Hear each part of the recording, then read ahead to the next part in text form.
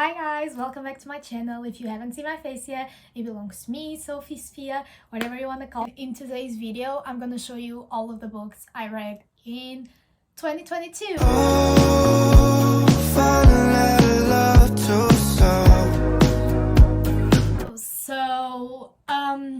My goal for this year was 40 books. I ended up reading only 35 since it was like a hard year. So I'm actually proud. I read 35 books this year. I'm gonna show you all of them, tell you my ratings, tell you what I thought about the story without spoilers, of course. First book that I didn't start this year, I started it last year, but I finished this year, was a 5-star read for me. One of my favorite books until now, and you're gonna notice why. I read Normal People by Sally Rooney. As you can see, I have lots and lots of annotations. I gave 5 stars to this book. It's just like, my opinion about Normal People is you either hate it or love it. There's no in between. Like, I only know people who love it and people who absolutely despise it. I feel like the quotes in this book are like the best quotes. Love story between them, like, I don't know, like the way they belong to each other, like this is a soulmate type of book, and I literally love the story. I loved how flawed the characters are. Like, they don't have this perfect personality of like being literally written in a book in a world that doesn't exist. I feel like real people because of their flaws and their personalities. Also, I feel like the representation of mental health in this book is very good, especially like anxiety. It has some trigger warnings, so please look them up, but this book is really, really good, and I gave it 5 stars. Okay, so the next book I read, which was another 5-star read, Confess by Colleen Hoover, which I absolutely love this book. I think Owen is literally one of my favorite book boyfriends ever. Which I love the story. I think there's nothing wrong with the story personally, and I love Colleen's writing. And also, I think it always has like a good twist, you know? The fact that it has like art in it, just when I read it and when I understood why it has art in it, and the whole confession thing, like, it's so well done, it's so well written. It's a very, very engaging story that I would recommend for you to read. It's definitely one of my favorite Colleen books. Okay, so the next book I read, another 5-star read, was, of course, The 7 Husbands of Evelyn Hugo by Taylor Jenkins Reid. I mean, this is the most popular book ever. Like, this blew up on TikTok. I went to this book with high expectations because like everyone loves it, everyone raves about it, and I started reading it and I was like, okay, let's see what the hype is about. I finished the book and I was like, this is one of the best books I have ever read. Like, the plot twists in it, the whole story, I loved it. I'm a romance reader. This is not romance, this is like fiction. It has romance in it, but the whole story isn't focused on romance. Romance is like a subplot on this book, and the plot twists, the way it's written, like the interview style of Evelyn Hugo and stuff, it's so freaking good. Like, Evelyn is one of my favorite book characters ever. Like, she's an icon. I was reading this book and I was like, she seems like a real person. Like, I'm falling in love with her personality. I think I need to convince a lot of you to read this book because it's already hyped enough. But if you haven't read it somehow, please go read it. I gave it 5 stars. One of my favorite books ever. The quotes in it, the story, the way it's written, like, please go read it. And it has such important topics in it, and please search up trigger warnings too, but it has such important topics, and like being a woman in the 50s and stuff. Okay, so then I read like the most boring thing ever. if you don't know, I'm Portuguese, so I live in Portugal, and literally were obligated to read it at school. I read Os Maias by Essa de Queiroz, which is a Portuguese author that was really like popular, and it's so popular that we literally have to read a 700 book, which is so fucking boring. Literally, it's 700 pages of a story of a brother and a sister who fall in love because they don't know they're related. It's basically that whole story, which is gross, like they're related and they fall in love. And the whole book, the 700 pages, could be done in 300 pages if the author didn't decide to describe everything around the characters. Like, there's 20 pages here describing a table. So yeah, I decided to include this book here because it's a big accomplishment that I read 700 pages that I didn't want to read. Like, the reason I'm giving it 2 stars and not 1 star, because it's really hard to write 700 pages, but lashing on this book forever. But the content of this book, besides being gross because they're related, it kind of has misogyny in it. So the next book I read, because I needed to see what the hype was about, was Heartstopper by Alice Osman, the first book, because I wanted to read all of the graphic novels before watching the TV show. I gave it 5 stars. It's so cute. I feel like it's good representation of LGBTQ plus like characters, and it's a sweet story, and like it's literally young adult. I like it, but it has like such heavy topics too. It's an amazing book. It's so well written, it's so captivating, it's so easy to read. Like literally I read it so fast, and it's worth it. Like, the hype is worth it. So I gave it 5 stars, and it was not hard for me. It's like super light, and it's a cute romance story between like 2 high school boys, and it's then I read the second book on the Heartstopper series, which I gave 4.25. I like the series of graphic novels, but for me, like, the first book is very difficult to top, since like the beginning of their story was in that book, the characters discovering his sexuality and going through what he wants to label himself as. And 4.25 to the second one because it's not bad, but it's not as good as the first one. Then I proceeded to read the third one. Like, I literally read them so fast. I also gave it 4.25 stars. Like, it's literally so good. Again, I love to read LGBTQ plus books because I feel like I'm always like learning something about the community. I don't remember if the book has it, but I know the show has like transgender representation too, which I love. I proceeded to read one of the most hyped books this year on Book Talk, thinking that I would love it. So I read The Fine Print by Lauren Asher. It's just the most predictable story ever. Like, it's not a bad book. I gave it 3.5, but it's nothing special. It's like so predictable, so Wattpad-y. Like, it has nothing super special. This is Grumpy Sunshine, boss employee. It's a bad book, and I like that it is placed in a Disneyland copy. I didn't like Rowan. I couldn't like the main guy character. Zara, loved her. She was amazing. She was super cute. But Rowan, I couldn't like him. I couldn't fall in love with him. And for me, one of the most important things when I'm reading a romance book, like, is that I like both of the characters. And I didn't like one of the characters. So read it if you like good smut. It has good smut on it. If you like Boys Employee, go read it. Like, it's not a bad book. It's not badly written.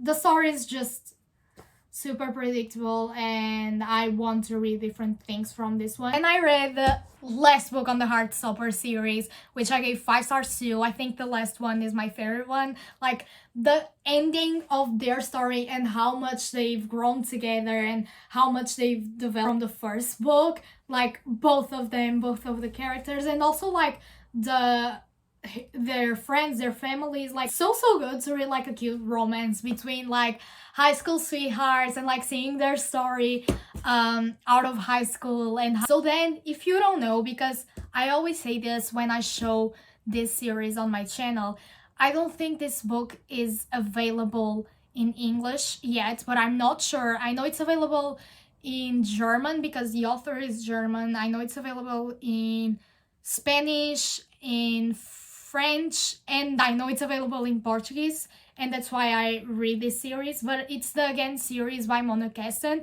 I read the fourth book, which is Hope Again. Okay, it's not that I didn't love this book, but I'm a hoe for this series. Like, the first three books, I ate them up.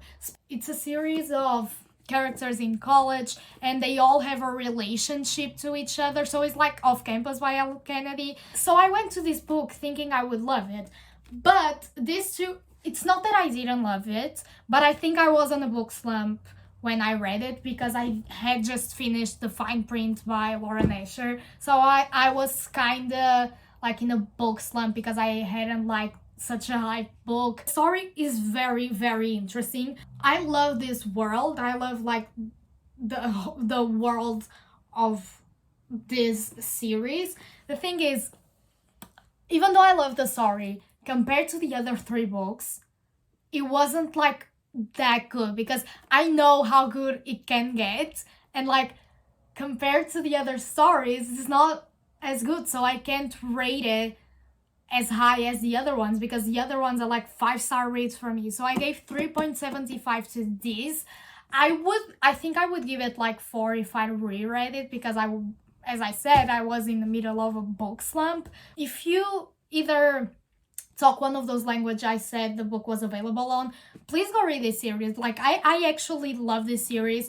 It's probably my favorite series besides Addicted / Calloway. Then I read, oh my god, finally! I wanted to read this book for so long. I read The Summer I Turned Pretty by Jenny Han. I'm the person who has to read the books before watching the TV. Are you fucking kidding me? Like, this is one of the best books I have ever read. Like, I fell in love with this book so quickly. It's a 5-star read for me. The hype is so well deserved, the whole hype. I loved this book. It's literally like one of the best books I have read. It's a love triangle, but it's probably the only love triangle I can handle. The quotes in this book, the freaking quotes in this book is so worth it. It was a 5-star read for me. So then I read the second book, which is It's Not Summer Without You. I rated it a 4.5 because the thing is, I love this series, but the books are progressively getting worse. Like, they're not bad at all. Like, they're good books. And as a whole, I rate the series a 5, but like they progressively get worse. Like, nothing can top the first one for me. So I gave 4.5 to the second one. I like that it's different scenarios for all of the books. For the third book, which was the other book I read, which was We'll Always Have Summer, which I ended up rating a 4-star because I feel like the ending was so freaking rushed, and that's what kind of annoyed me because we spent so much time with these characters. And so what upset me was that the ending of the third book and like the whole series Summer, even though the whole series is worth a 5-star, so go read the series. These are actually very good books. Also, it's young adult, so it's not that heavy, even though... Okay, so then I got into the hype again of TikTok, and I read A Million Kisses in Your Lifetime by Monica Murphy. Okay. The thing is, I gave 4 stars to this book because I liked the story, but I wasn't crazy about it. You know, the way they act, both of the main characters act in the beginning of the story annoyed the shit out of me. I didn't think I would like this book, but like the smut is very, very, very good. Not a badly written story, and like when you get the meaning of the cover and like the title, it's very, very good, but it isn't worth a 5-star, like in my world, never. It's a very good enemies to lovers story. It's boarding school, like all of the tropes, all of the good tropes are there, you know? And like the ending of the book, amazing. I loved it. But like the start of it is not the best one, and that's why I rated it. Then, oh my god. Oh my god. I think, yeah, this is probably one of my favorite series too. I read all of the books in the Mindfuck series. This series is by S.T. Abbey. If you don't know, it's a serial killer and an FBI agent. Like, it's the relationship. The FBI agent is looking for the person who's killing all of these men, and she's the one killing them. So yeah, you can get it. So I read the first book, which is The Risk, and I rated it 5 stars. Amazing. Second book, Sidetracked, I rated 4.5 because it's very, very good. Still very entertaining. Like, it's not as good as the first one, so I rated it 4.5, even though it's one of the best books I have read. Then I read Scarlet Angel, which I gave 4.25 because out of all of the books, I feel like it's the most boring one, even though it's not boring. But it's like my least favorite one. It's the middle one. So I needed to give it a 4.25 because out of all of this amazing series, it's not the best one. Then I read All the Lies, which I gave 4.75 because it's so close to their 5 stars, but it's not as good as the first one. And then Paint It All Red, which is the last one, I gave 5 stars. Are you kidding me? I think it's the best one. Like, the first and the last one are the best books on the whole series. They just make the whole series, like the beginning and the end of it, amazing. I don't know how this author wrote it, but she did it. Then I read Twisted Love by Anna Huang. Again, another book I went into thinking I would love it, and I did not because I didn't like the main character too. Like, the guy, the tropes are there. Like, the whole tropes are there. It's brother's best friend, grumpy sunshine, like he's a millionaire. They just weren't done in my favorite way. And again, this hurts me so much because everyone loves the Twisted series. I just didn't like this book a lot, so I gave it 3.75. And oh my god, Beach Read by Emily Henry. Emily Henry never fails. Literally, People We Meet on Vacation is one of my favorite books ever. Like, the quotes in this, the story, Gus in January just made something to me. So I gave it a 4.75 because for me it's not as good as People We Meet on Vacation because Emily Henry proves to be here at the top, and like, this book is here, you know, but People We Meet on Vacation is here. Then I read Fuel the Fire by Kristen Becker-Rich. It's the 8th book in this whole like series. I gave it a 4.25 because nothing for me tops Daisy, even though I liked the book. Like, again, like, these characters are so well written to a point where I believe they were real. Seeing the progress of both Connor and Rose, because they started off as annoying characters for me. Like, I would literally read them and I was like, I despise them. And then when you read their books and like see their development together, oh my. I read The Infinity Between Us by Anne S. Perkins. Like, a 5-star read. One of the best books I've ever read. It's second chance romance. It's like summer romance, and like they have a house and stuff. It's so good. It's so good. It's literally such a good book, such an engaging story. The love between them, like, it's soulmate type of shit. I read another Colleen Hoover book. I went into Hopeless thinking it would be like a, I don't know, 4-star read, and it became my second favorite Colleen Hoover book. When you find out the meaning of the title of this book, like, I was shook. Like, the whole story, I was freaking shocked. Like, I read this book so fast. Their relationship, soulmate type of shit, twin flame type of shit. Like, so I gave it 5 stars, 5 million stars. Then I went into a very, very hyped book this year too. I went into Better Than the Movies by Lynn Painter, which is young adult. 4.5 stars because I like the story. It's very cutesy. It's not a heavy book. Like, their banter and like the way they fall in love with each other is so cute.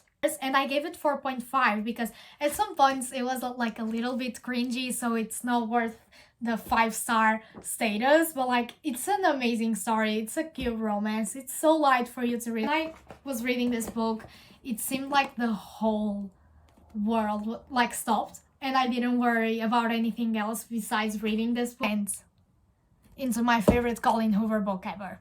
I read Verity by Colleen Hoover. I gave it a 5-star. Like 5 million stars. This is probably one of my favorite books of the year. The story is mind-blowing. I don't know how this woman does it. The way I was reading this, and I always had my mouth open while reading this. It was plot twist after plot. Then I went and continued reading the Hopeless series by Colleen Hoover. So I read Losing Hope, which is basically the same story of Hopeless, but in Holden's point. I give it 3.75. Like, yeah, there's new stuff and like a new aspect of that book, and it's basically the same story in his point of view. It's a 3.75 because I love the story. I freaking like Hopeless is one of my favorite Colleen Hoover books. Like, it's the same thing. So yeah, I was kind of bored while reading it, let's be honest. But yeah, and then I read Finding Cinderella by Colleen Hoover, which is in this world, Sky's best friend and Holden's best friend, the romance between them. I was shook, but like, it's like a 4-star read for me. It's nothing like amazing. I just wanted to read like the rest of the series to get to All Your Perfects because I had the physical copy of it. Then I wanted to change up a little bit everything I read this year, so I asked one of my friends to lend me her copy of Milk and Honey by Rupi Kaur, which is a poetry book. The way I saw reading this book, it's a 5-star read. It's the most deep, like it has the most deep things I have ever read. The quotes in it like just make you think about your life. It's literally so good. I had never read a poetry book ever, and this just made me fall in love with that genre. And it's a very good poetry book for women. Yeah, it just talks about the whole struggle of being a woman in society, basically. I read It Starts With Us by Colleen Hoover, which of course I loved It Ends With Us, and I love this story. I just think I grew from my It Ends With Us era. Even like I loved Atlas in this book. I loved Atlas and Lily's relationship in this book, but I think I grew out of my phase of like those books, you know? Like I like other type of books now, and so I ended up giving it 4 stars because it's a good story. It's just not my thing. And then I read Most of All You by Mia Sheridan. I give it 3.5 because the story is cute and all, but like just some parts of it, even though the story it's like good, I like the story, some parts of it just annoyed the shit out of me, and like the characters did it too, so I couldn't like give it a very high rating. It was just a okay book. I know. Then I read Darling Vayner by Parker S. Huntington, and this one, let me tell you, it's worth it. It's very worth it. I gave it 5 stars, and the way this book talks about mental health is a very deep issue for me, you know? Sometimes authors struggle on writing mental health and good mental health representation, and this book, like, you need to search up trigger warnings, but this book, literally one of the best books I've ever read in my whole life. I was like sobbing reading this book. Like the tropes in this book, the way like everything about this book is so well written. The way it represents mental health it's so important for me, and I think that's why I love this book, because the mental health representation is actually well done. Then I reread The Deal by Elle Kennedy, the first book on the off-campus series, which I don't know why. Like, I read this book in 2020, in the end of 2020. I reread this book every year. I reread it last year. I reread it this year. I just have an urge to come back to Hannah and Graham. I don't know why. They're like my favorite book couple. It's like one of my favorite stories ever. It's a 5-star read. And then I read All Your Perfects by Colleen Hoover, which I enjoy this book so much. Like, I love the story. But I rated it a 4.25 because there are two aspects of this book I didn't like. It's impossible for me to rate a book 5 stars when it has 2 issues with it, even though the story is incredible and I love the characters, love the story. It has 2 issues. One of them is one of the sex scenes, and the second one is a trope I can't say because it's a spoiler, but yeah. Like, it's an amazing book, like, go read it, but these 2 aspects got me away from giving it a 5 stars. And then the last book I read this year was Finding Perfect by Colleen Hoover, so I could finish the whole Hopeless series. It's like the same couple as Finding Cinderella. I gave it 3.5 because it's kind of like, okay, it's cute and all, and it ties with this book. It just wasn't like necessary, you know? Like, it wasn't that necessary. Like, it's cute and all, but I wasn't like the most happy reading it. These were all the books I read in 2022. I hope you guys enjoyed today's video. My goal for next year is to read 50 books again, which was the amount of books I read in 2021. And I'll see you guys on my next one. Love you guys. Bye!